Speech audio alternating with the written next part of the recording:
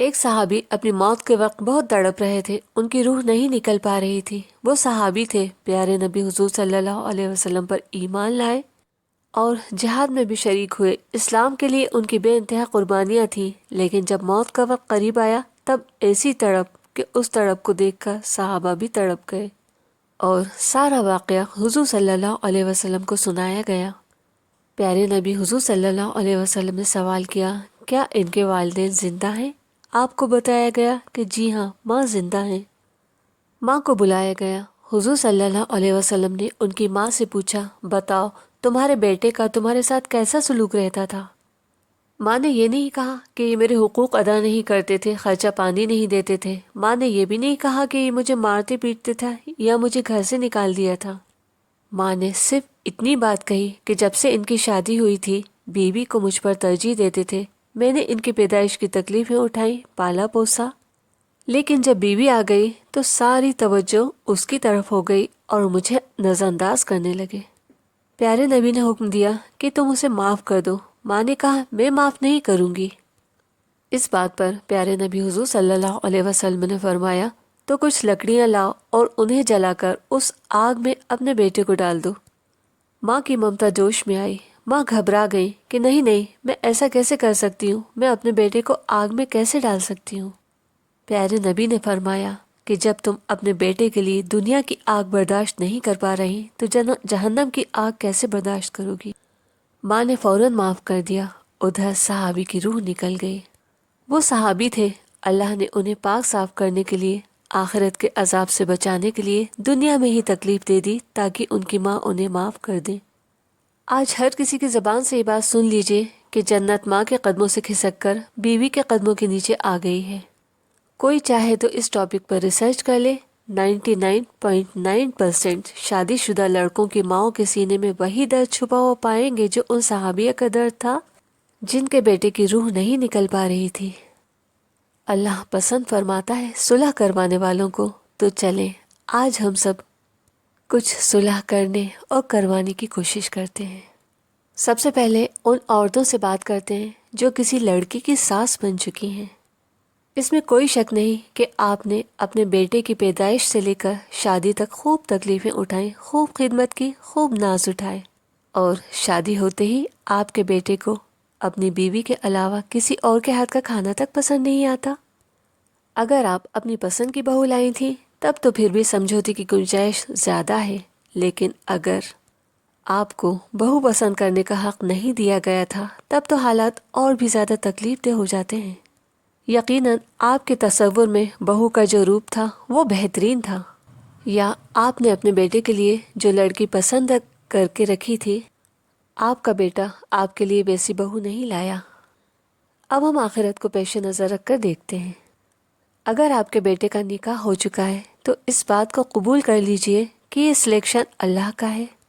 آپ کی بہو اتنی خوبصورت نہیں ہے جیسی آپ نے چاہی تھی تو صبر کر لیجئے، کیونکہ یہ پسند بھلے ہی آپ کے بیٹے نے کی ہے یا آپ کے بیٹے کو اس لڑکی نے پھنسا وسا لیا، لیکن وہ کریشن تو اللہ کی ہی ہے نا۔ اور پھر تھوڑے دن کی ہی تو بات ہے، اگر آپ کی بہو دیندار ہے، اور اگر نہ بھی ہے تو آپ اسے دین کی تعلیم دیجئے۔ بہو کی یہاں وہاں برائی کرنے یا تانے دینے سے بہتر ہے کہ آپ اسے اچھی اچھی باتیں سکھائیے۔ آپ کی بہو اگر آپ کی صحبت میں آ کر نیک بن گئی تو ایک نہ ایک دن تو انشاءاللہ اسے حوروں کی سردار بننا ہی ہے۔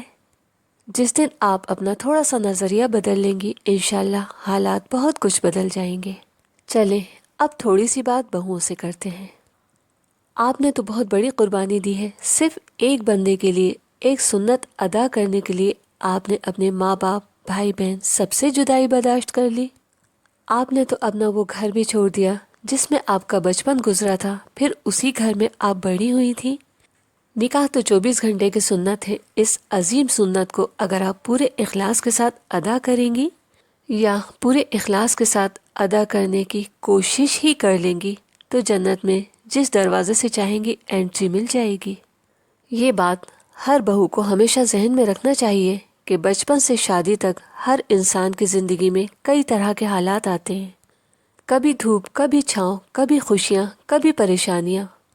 اس وقت آپ کے شوہر کا ساتھ کس نے دیا تھا یقیناً آپ نے نہیں اور نہ ہی آپ کے گھر والوں نے۔ ان صحابیہ کے بارے میں سنا نا، ان کا بیٹا ہر بات کا خیال رکھتا تھا، بس اپنی بیوی کو ماں کے مقابلے توجہ زیادہ دیتا تھا۔ اور یہ درد آج کئی ماؤں کے سینے میں چھپا رہتا ہے۔ اگر آپ کی ساس زندہ ہیں تو اپنے شوہر کو اتنی چھوٹ تو دے دیجئے کہ جس ماں نے اس کی پیدائش کی تکلیفیں اٹھائی ہیں، اپنا سکھ چین بھول کر اسے اس لائق بنایا ہے کہ آج آپ اسے فخر سے اپنا شوہر کہتی ہیں، اس ماں کے ساتھ ان کا بیٹا کچھ لمحے گزار لے۔ آپ کی اتنی سی قربانی سے ایک ماں کا دل خوش ہوگا، آپ کے شوہر کے درجے بلند ہوں گے اور ثواب آپ کو بھی ملے گا۔ یہ بات ہر عورت کو ہمیشہ یاد رکھنا چاہیے۔ ہم کئی جوڑے ایسے دیکھتے ہیں نا کہ جنہیں دیکھ کر ایسا لگتا ہے کہ یہ تو بس ایک دوسرے کے لیے بنے ہیں، لیکن کبھی کبھی ایسے حالات آ جاتے ہیں کہ کہیں بیوی بدل جاتی ہے تو کہیں شوہر بدل جاتا ہے، لیکن ماں باپ اور بھائی بہن اگر مشرک ہیں تب بھی وہ رشتے اپنی جگہ قائم رہتے ہیں۔ جن رشتوں کو اللہ نے ہی اتنی مضبوطی دی ہے، انہیں توڑنے والے ہم کون ہوتے ہیں؟ اور انہیں توڑنے کی ہم ناکام کوشش کریں بھی کیوں؟ دنیا میں کوئی عورت اگر اپنے شوہر کے ماں باپ سے، سگے بھائی بہنوں کی طرف سے اپنے شوہر کا رخ پھیرنے میں کامیاب ہو بھی گئی، تب بھی آخرت میں تو سارے راز کھلنا ہی ہے۔ کیا اس وقت کی شرمندگی کا احساس نہیں ہے؟ جب بھی کسی معاملے میں آپ کے پاس دو آپشن ہو تو اس پر ٹک لگائیے جس میں آخرت کا فائدہ ہو، جنت میں درجے بلند ہوتے ہوں۔ یہ کہا گیا ہے کہ جب عورت اس حال میں اس دنیا سے جائے گی کہ اس کا شوہر اس سے راضی ہو تو وہ جنتی ہے، لیکن ساتھ میں یہ بھی کہا گیا ہے جس نے بھی خون کے رشتوں کو جدا کرنے کی کوشش کی وہ جنت کی خوشبو سے بھی محروم رہے گا۔ ہمیں ہمیشہ یہ بات ذہن میں رکھنا چاہیے کہ جنت اتنی سستی نہیں ہے کہ ہمیں یوں ہی اپنی منمانی کرتے کرتے مل جائے گی۔ ہم نے تو اللہ کے لیے کوئی قربانی دی ہی نہیں ہے۔ ہمیں تو نہ پیٹ پر پتھر باندھنا پڑے، نہ پتوں یا چمڑے سے بھوک مٹانا پڑی۔ ہم اپنی آپسی رنجشیں مٹا کر قوم کے لیے کچھ تھوڑا سوچیں تو۔ وہ قوم بھلا کیسے ترقی کر سکتی ہے جس قوم کے پاس ماں کی دعاؤں سے زیادہ ماں کی آہیں ہوں گی؟ جب ابراہیم علیہ السلام کے لیے آگ جلائی گئی تب ایک چڑیا یا کہیں کہیں مینڈکی بھی لکھا دیکھا گیا ہے۔ بہرحال دونوں میں سے کوئی ایک اپنے منہ میں پانی بھر کر لاتی اور اس آگ میں ڈالتی۔ ان کے ساتھیوں نے کہا، تمہاری اتنی سی کوشش سے بھلا کیا ہوگا؟ اتنے سے پانی سے یہ آگ کیسے بجھ سکتی ہے؟ تو اس نے جواب دیا، میدان حشر میں جب اللہ پاک پوچھیں گے تمہارے نبی کو جب آگ میں ڈالا جا رہا تھا تب تم نے کیا کیا؟ تب میں کہہ تو سکوں گی کہ میں نے اپنی طرف سے آگ بجھانے کی کوشش کی۔ کیا آج امت محمدیہ کی عورت اس چڑیا یا مینڈکی سے بھی زیادہ کمتر یا کم عقل ہو گئی کہ آج قوم کن سخت حالات سے گزر رہی ہے؟ ساری دنیا میں افراتفری مچی ہے، اللہ کی ناراضگی صاف نظر آ رہی ہے۔ اس کے باوجود جہاں سانسیں حاوی تھیں وہ اب بھی بہو کے لیے زہر اگلنا بند نہیں کر رہی، اور جہاں بہو بھاری پڑ گئی وہاں گھروں کا ماحول درہم برہم ہو گیا۔ کاش جو عورتیں اپنے بیٹے یا اپنے شوہر کو مٹھی میں رکھنا چاہتی ہیں وہ اتنا سا فارمولہ سمجھ لیتی۔ وہ خود مٹی سے بنی ہے، مٹی پر چل رہی ہیں اور ایک دن مٹی میں ہی ملنا ہے۔ یہ مٹھیوں کی سیاست کسی کام نہیں آنے والی۔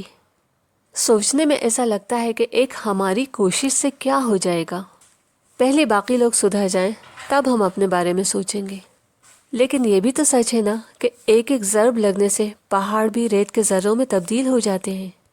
پہاڑ اور ریت کا فرق یہ ہے، ریت کے ذروں کو ہوا جہاں چاہے اڑا کر لے جائے اور پہاڑ کے لیے ہوا کو اپنا رخ بدلنا پڑتا ہے۔